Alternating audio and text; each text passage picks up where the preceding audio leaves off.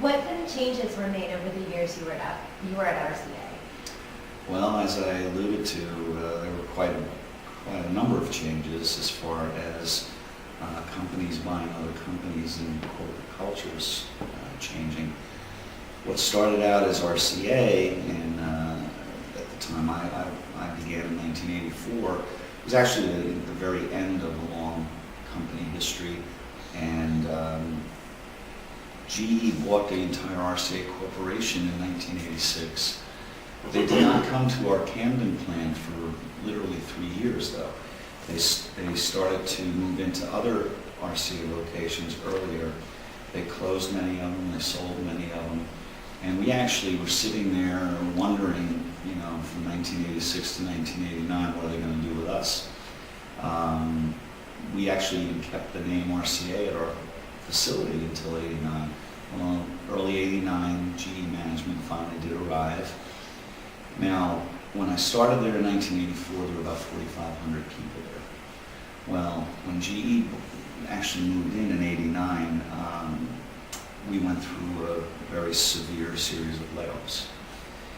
GE recognized that to survive in the new world in the 1990s in the international marketplace, they had to get leaner and meaner. And so a lot of folks lost their jobs over those next several years. They actually did offer a one-time package, a lump sum payout to the senior RCA people at the end of '88, just before they arrived in Camden. And a lot of these folks took the package and left, and rightfully so, they earned it. But from like 1989 till we moved across the street in 1992, we went from 4,500 people down to about 900. So when I say it was a severe culture change and culture shock, that's an understatement. So we moved across the street, 900 people, and it's interesting that I've seen this location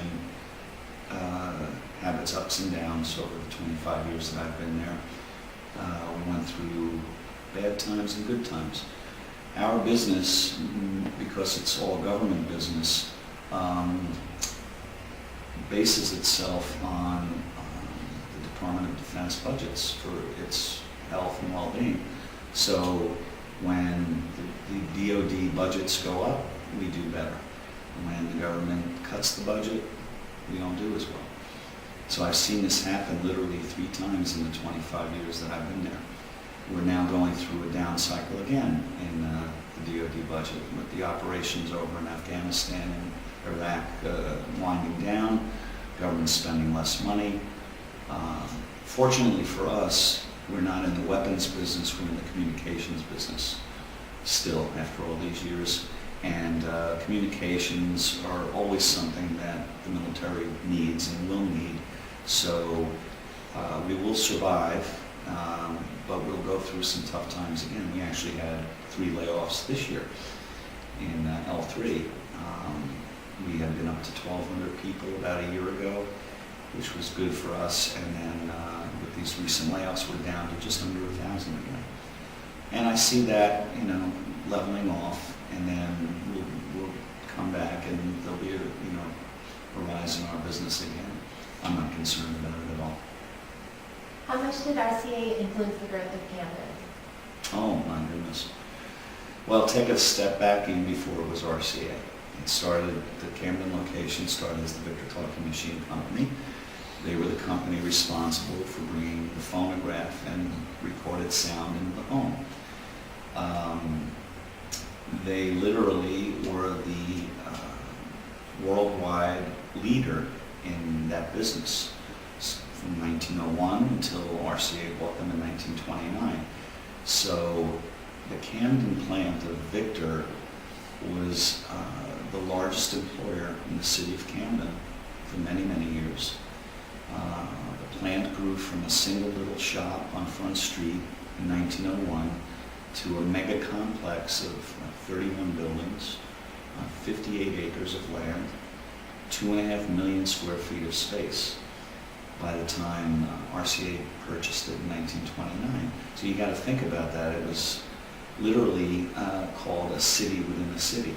They had their own railroad throughout the plant. They had their own hospital. They had their own dining facility. They had their own powerhouse.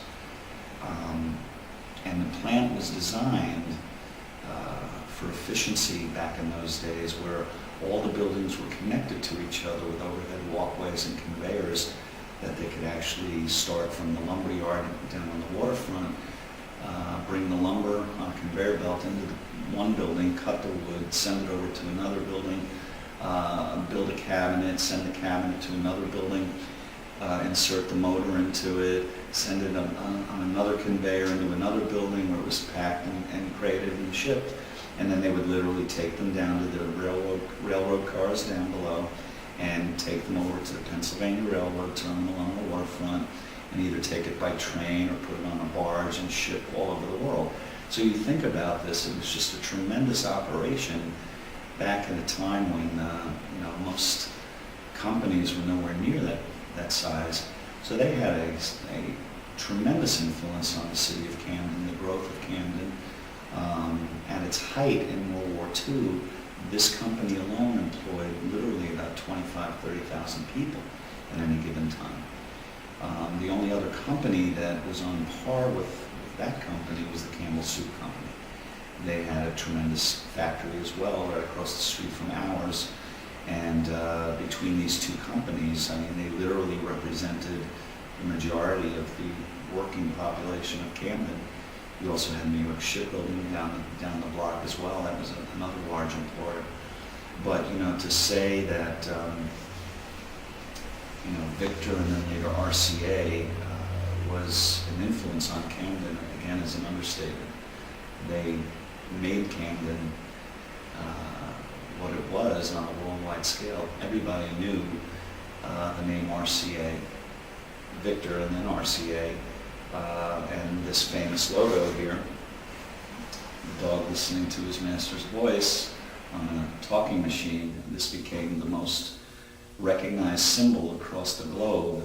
People say that this is only second in brand recognition to Coca-Cola worldwide, and that is true. How did you feel when RCA closed? Well, I was just starting to get a taste of what RCA was like, and the RCA family in that environment. I'd only been there 2 years when GE bought it. When it closed, it was very sad for me, especially knowing all that I know about the company's history and all the great things it had done. When GE started to close various locations, it was a very sad time. It was sad to see all my friends leaving, retiring, getting laid off, and so forth. It was even sadder to see the name of the company basically being wiped out as a corporate entity. Now the name, historically will always live on. And again, that's why I feel so, privileged that I was able to capture the story and preserve it for generations to come. Because had I not done that project when I did do it, it would not have been preserved. And a lot of people, especially young people today, would know nothing about it. And that's also why I think this project that you guys are doing is tremendous, because it's reintroducing this company's great name and history to a new generation of young people that would otherwise probably never even know that it existed in Camden. What did you enjoy about working at RCA? The people. I could say that 100 times over. The people were wonderful. Not just during the work day, but it was a very family-oriented place, even in the off hours. They had a thing called the Victor Activities Association, where you pay your $2 a week or whatever it was to be in this association, and there were all kinds of clubs and sports leagues and things that people participated in. I, for one, loved playing in the softball league. The company was so large at that time, between the Camden site, Cherry Hill, Morristown, Deptford, Princeton. We had our own league just within the company that we would take turns playing at different fields at the different facilities. So I just, I can still remember just how much I would look forward to the end of the workday and, going, changing into my uniform and getting out to the field to play.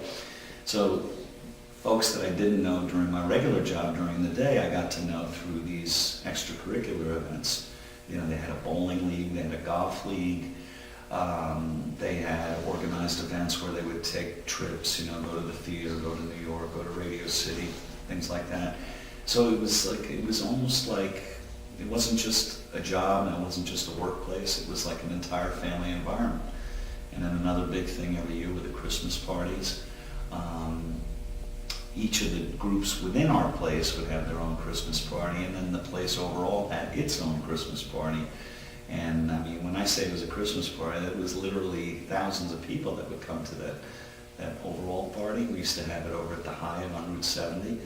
And it's just, these are my favorite memories of those days at RCA with the people.